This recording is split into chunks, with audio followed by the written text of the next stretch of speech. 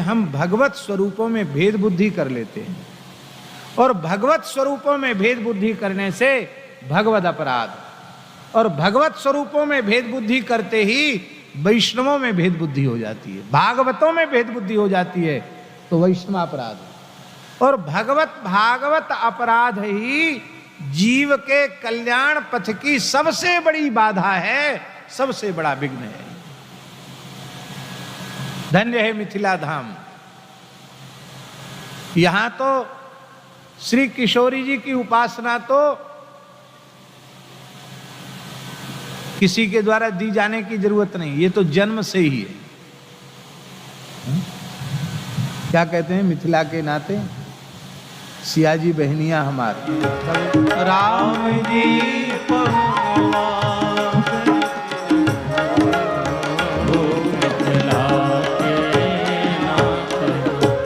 किशोरी जी से सहज संबंध है और रघुनाथ जी से सहज संबंध है,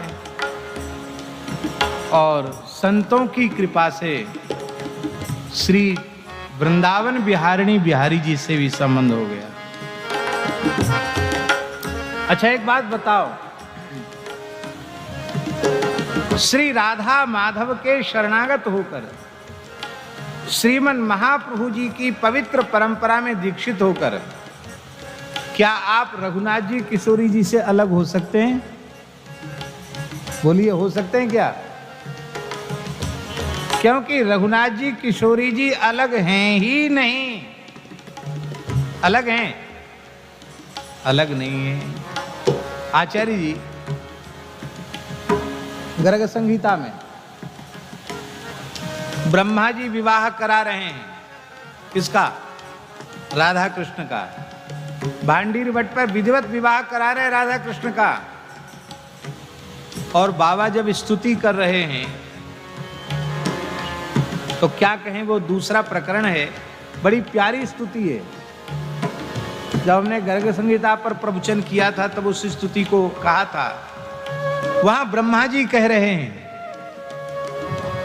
दुल्हा दुल्हन के रूप में विराजमान राधा कृष्ण की स्तुति करते हुए ब्रह्मा जी कह रहे हैं, क्या कह रहे हैं?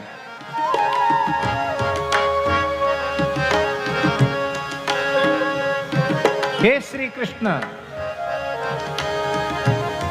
रघुनंदन स्वम जनकात्मजे,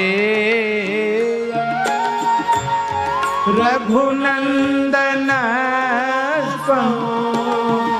हमारी बात पर भरोसा न हो तो गर्ग संहिता उठा के देख लेना। हाँ, रघुनंदन स्वम जनकात्मजेयम,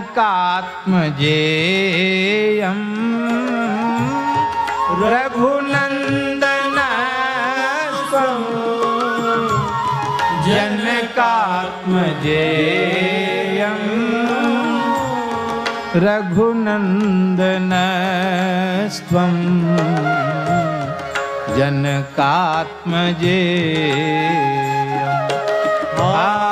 रघुनंदन स्वम जनकात्मजेयम। पूरा श्लोक हम नहीं बोल रहे, केवल उतना ही अंश बोल रहे हैं। ब्रह्मा जी बोल रहे हैं श्री कृष्ण दुल्हा रूप में विराजमान है बाबा, और नव दुल्हन के रूप में राधा रानी हमारी विराजी हैं वामांग में। और ब्रह्मा जी कह रहे हैं, हे श्री कृष्ण आप रघुनंदन हो, हे राधा रानी आप ही सिया सुकुमारी हो, आप विदेह राजनंदनी हो। भैया जो श्री सीताराम जी हैं वही श्यामा श्याम हैं, और जो श्यामा श्याम हैं वही श्री सीताराम जी हैं।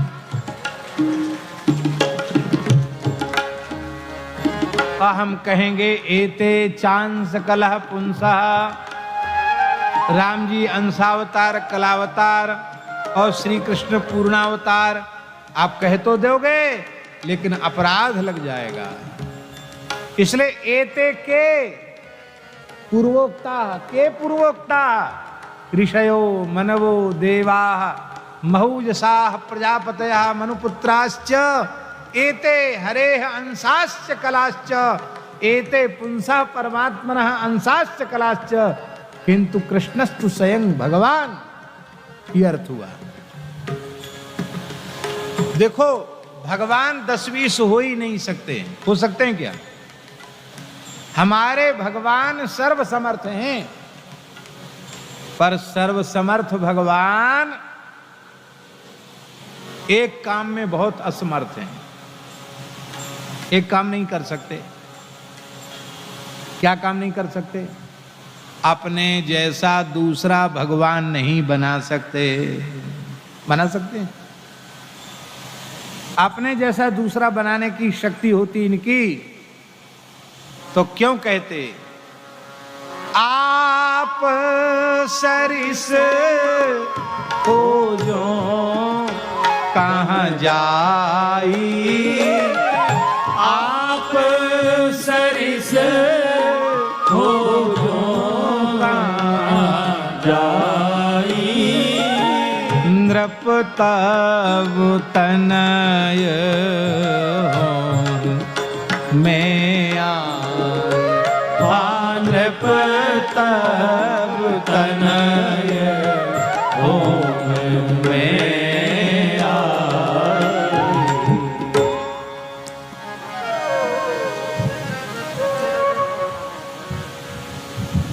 भक्तमाल की दृष्टि क्या है बाबा? भक्तमाल के टीकाकार श्री प्रियादास जी महाराज, जो श्री राधा रमणीय वैष्णव हैं, श्री चैतन्य महाप्रभु की पवित्र परंपरा में श्री महाप्रभु जी के शिष्य श्री गोपाल भट्ट गोस्वामी पाद, श्री गोपाल भट्ट गोस्वामी पाद के शिष्य श्रीनिवासाचार्य जी, श्रीनिवासाचार्य जी के शिष्य श्री मनोहर दास जी और मनोहर दास जी के शिष्य श्री प्रियादास जी, चैतन्य महाप्रभु के चौथी पीढ़ी में है प्रियादास जी, जिन्होंने भक्तमाल की टीका लिखी है। और भक्तमाल के टीकाकार श्री प्रियादास जी क्या कह रहे हैं? जय जय मीन वराह कमठ नर हरिवल बामन परशुराम रघुवीर कृष्ण कीरत जग पावन, बुद्ध कल कियर व्यास पथु हरिहंस मनवंतर यज्ञ ऋषभ है ग्रीव ध्रुव वरदैन धनवंतर वद्री पति दत्त कपिल देव शनकादिक करुणा करो 24 रूप लीला चुर श्री अग्रदास रूप धरो। ये जो 24 अवतारों का छप्पे छंद है नाभाजी का, इसकी टीका में प्रियादास जी लिख रहे हैं, जीते अवतार सुख सागर ना पारावार, जीते अवतार सुख सागर ना पारावार, करें विस्तार लीला जीवन उधार को, करें विस्तार लीला जीवन उधार को।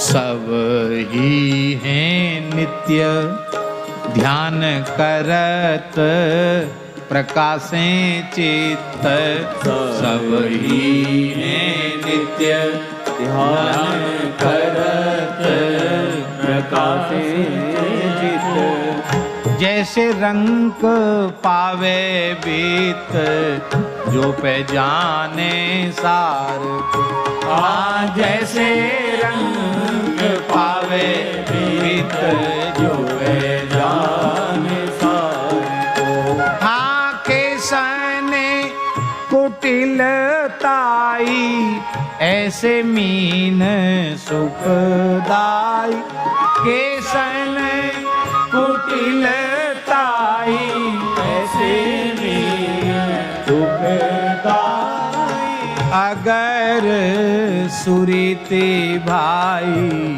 बसो उर हार के, अगर सुरीति भाई बसो उर हार के, जीते अवतार सागर न पारावार। जिते अवतार सुख सागर न पारावार। करें विस्तार लीला जीवन उदार को। करें विस्तार लीला जीवन उदार। यह है शास्त्रीय दृष्टि। जिते अवतार सुख सागर, सब सुख के सागर हैं, सबकी महिमा अनंत है। करें विस्तार लीला जीवन उद्धार। सब ही हैं नित्य, सभी नित्यावतार हैं। उपासक के चित्त को आह्लादित करने वाले हैं। अपने इष्ट स्वरूप की प्राप्ति होने पर उपासक को उतना ही हर्ष होता है जैसे रंक पावे वित्त जो पे जाने सारे को। इसलिए जाही रूप मन माझ लगे जाको पागे तहीं। जिसका मन जहां लग जाए वहीं लगा दो सुलाना। पर भगवान के स्वरूपों में भेद मत करो, भगवान के नाम में भेद मत करो, भगवान के रूपों में भेद मत करो, भगवान की लीलाओं में भेद मत करो। पूज्य श्री चंद्रशेखर बाबा कहते थे भगवान के धाम में भेद मत करो। वृंदावन के सिद्ध पुरुष थे पूज्य श्री चंद्रशेखर बाबा, कहते थे हम लोग वृंदावन में रहते हैं, पर जो अयोध्या, जो महिमा श्री वृंदावन की है वही महिमा श्री अयोध्या की है। जो महिमा बरसाना की है वही महिमा श्री मिथिला धाम की है। कोई अंतर नहीं। जो महिमा वृंदावन की है वही महिमा चित्रकूट की है। जो महिमा गिरिराज जी की है वही महिमा कामतानाथ जी की।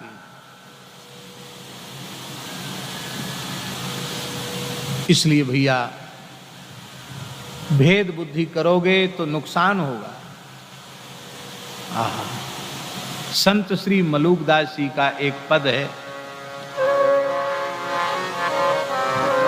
दशरथ नंदन जनक लड़ेती नंद नंदन वृषभानु लली। दशरथ नंदन जनक लड़ेती नंद नंदन वृषभानु लली। बड़ा प्यारा पद है, एक ही पद में दोनों का स्मरण। दशरथ नंदन जनक लड़ेती नंद नंदन वृषभानु लली। गाइए। दशरथ नंदन जनक लड़ेती नंद नंदन वृषभानु लली।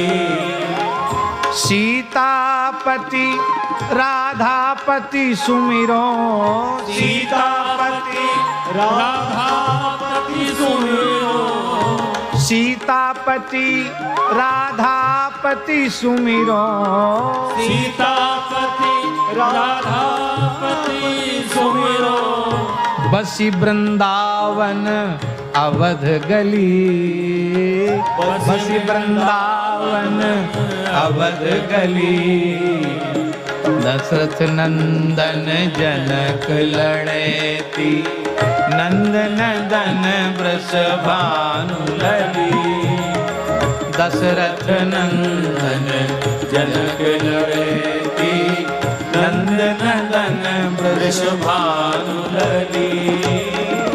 राम रूप मिथिलेश किशोरी। राम रूप मिथिलेश किशोरी। राम रूप मिथिलेश किशोरी।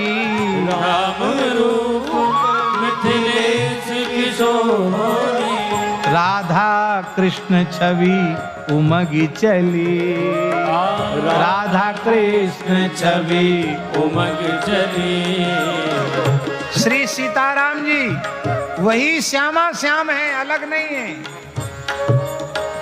राम रूप मिथिलेश किशोरी। राम रूप मिथिलेश किशोरी।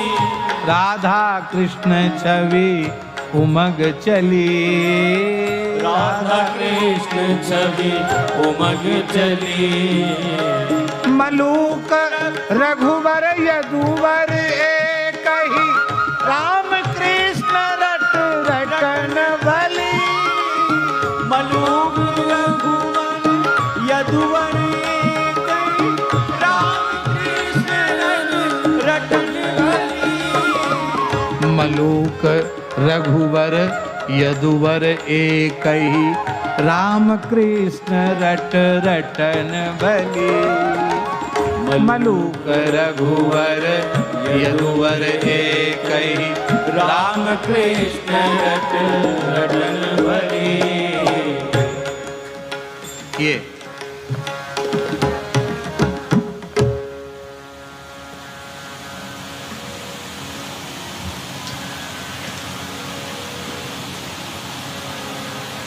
षोडश कलह पुरुषः, वेद में लिखा है पुरुष माने परमात्मा की 16 कलाएं हैं। इसलिए श्री कृष्ण की भी 16 कलाएं हैं और श्री रघुनाथ जी की भी 16 कलाएं हैं।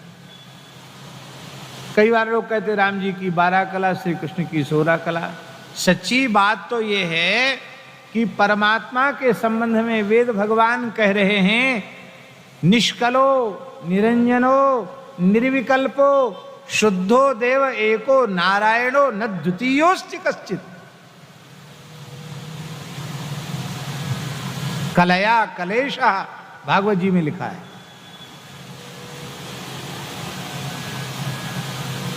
पर इस प्रकार की बात जब लोग कहने लग जाते हैं, उसका आशय यह है कि सूर्य 12 राशियों में पूर्ण होते हैं। सूर्य वंशावतंश श्री राम जी हैं, इसलिए सूर्य की 12 कला अर्थात 12 राशियों का व्यवहार उस श्री राम जी में उसका आधान करके लोग उनको 12 कला कह देते हैं। और चंद्रमा 16 कलाओं में पूर्ण होता है। चंद्रवंशावतंश श्री कृष्ण हैं, इसलिए चंद्रमा की कलाओं का आधान करके आरोप करके सूर्य की 12 राशियों का आरोप करके कृष्ण को, राम जी को 12 कह दिया जाता है और कृष्ण को चंद्रमा की 16 कलाओं का आरोप करके और उनको 16 कला कह दिया जाता है। अच्छा एक बात बताओ, आप सब मिथिला के तो सब पंडित ही होते हैं जन्म से ही। अष्टदल कमल अष्टदल में पूर्ण है कि नहीं? और 12 दल कमल 12 दल में पूर्ण है। और 16 दल कमल 16 दल में पूर्ण है। और शतदल कमल, सहस्त्रदल कमल, लक्ष दल कमल, 1,00,000 दल का भी कमल होता है। हाँ महाराज जी लिखा है, आप लोग कहाँ लिखा है? 12 पुराण में लिखा है। एक सरोवर में कमल खिलता है जहां भगवती लक्ष्मी का निवास है। 12 पुराण में लिखा है उस कमल के 1 करोड़ दल हैं, उसके कोटि दल कमल। क्या है उसका? है ना, कोटि दल कमल। उसकी कर्णिका में भगवती महालक्ष्मी विराजती। तो कोटि दल कमल कोटि दल में परिपूर्ण है। पूर्णमदः पूर्णमिदं पूर्णात् पूर्णमुदच्यते पूर्णस्य पूर्णमादाय पूर्णमेवावशिष्यते। उस परब्रह्म परमात्मा की कभी अपूर्णता संभव ही नहीं। वो प्रत्येक अवस्था में परिपूर्ण है। बाबा महात्मा बड़े भोले होते हैं। गुरुजनों की कृपा से, संतों की कृपा से, गुरु गोविंद और ग्रंथ इनकी कृपा से, श्रीधाम वृंदावन की कृपा से, भक्तमाल ग्रंथ की कृपा से दास के मन में तो किसी स्वरूप के प्रति भेद नहीं। रामकृष्ण नारायण के स्वरूप के प्रति ये गुरुजनों की कृपा है। अणुमात्र भेद बुद्धि नहीं है। और न इनके उपासकों के प्रति भेद बुद्धि है, न इन स्वरूपों के धाम के प्रति भेद बुद्धि है। और इतना सुख है कि हम कह नहीं सकते। हम जितने आनंद से कृष्ण चरित्र कहते हैं उतने ही आनंद से रामचरित्र कहते हैं। हम जितने अनुराग पूर्वक श्री रामानंदाचार्य जी का चरित्र करते हैं उससे कम अनुराग पूर्वक श्री महाप्रभु जी का चरित्र नहीं कहते, उसी अनुराग से महाप्रभु जी का चरित्र कहते हैं, सभी आचार्यों के चरित्र कहते हैं। कुंभ में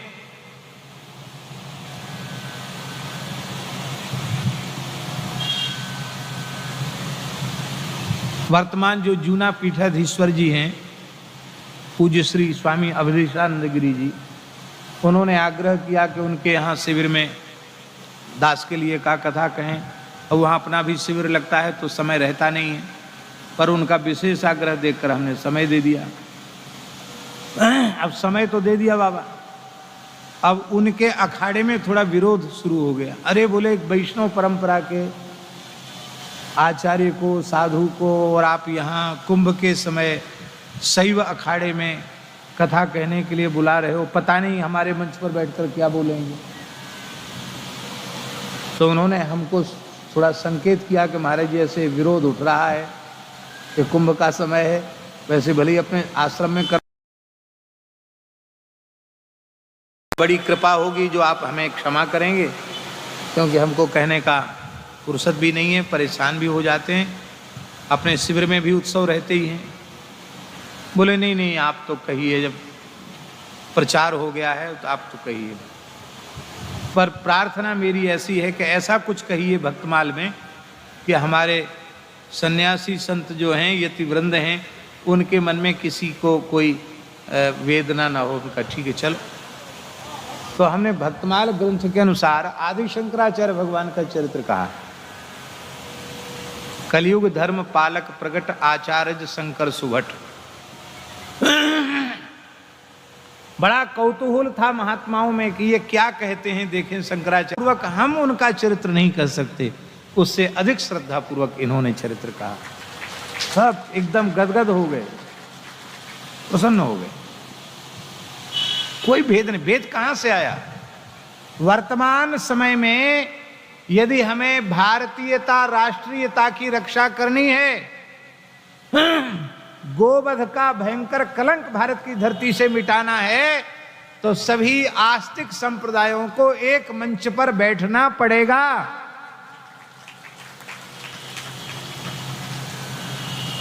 एकम सद विप्रा बहुधा वदंती इत्यादि वाक्यों का अनुसंधान करते हुए अपने अपनी पवित्र परंपरा के विचारों का, सिद्धांतों का पालन करते हुए सभी को तत्व की दृष्टि से एक भगवान के स्वरूप को मानते हुए और हमें व्यवहार करना पड़ेगा। तभी सनातन धर्म की रक्षा होगी, तभी गोवंश की रक्षा होगी, तभी विप्रत्व की, ब्रह्मत्व की रक्षा होगी, तभी हमारी अपनी रक्षा होगी। और ऐसे झगड़े टंटे में फंसे रहोगे तो सर्वनाश हो जाएगा। अभी देखो रामनवमी के जुलूस के समय देश में कितनी जगह पथराव हुए, और तो और दिल्ली में क्या हालत हुई आप देख लो, राजस्थान में क्या हालत हुई आप देख लो, मध्य प्रदेश में क्या हालत हुई आप देख लो, उत्तर प्रदेश में किसी ने चूं तक नहीं किया। क्यों नहीं किया?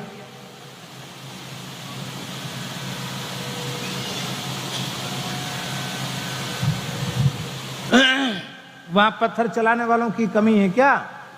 आगजनी करने वाली, बम फोड़ने वालों की कमी है क्या उत्तर प्रदेश में? वहां क्यों नहीं हुआ? क्योंकि सबको पता है कि यहां कुर्सी पर कौन बैठा है।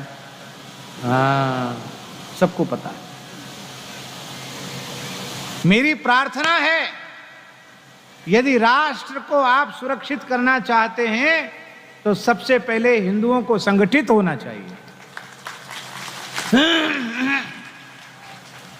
आर्ष परंपरा का, वर्णाश्रम व्यवस्था का समादर करते हुए द्वेष, घृणा और भय के वातावरण से मुक्त होकर के समाज में सभी के प्रति सौहार्द का भाव स्थापित करते हुए भगवत प्रेम के संबंध से, भक्ति और वैष्णवता के संबंध से सबके भेद बुद्धि को समाप्त करते हुए हमारा कर्तव्य है कि हम संगठित हों, शक्ति संपन्न बने। नहीं तो ये दुर्भाग्य आगे भी कब कब कैसे कैसे रूप में उपस्थित होगा हम नहीं कह सकते हैं।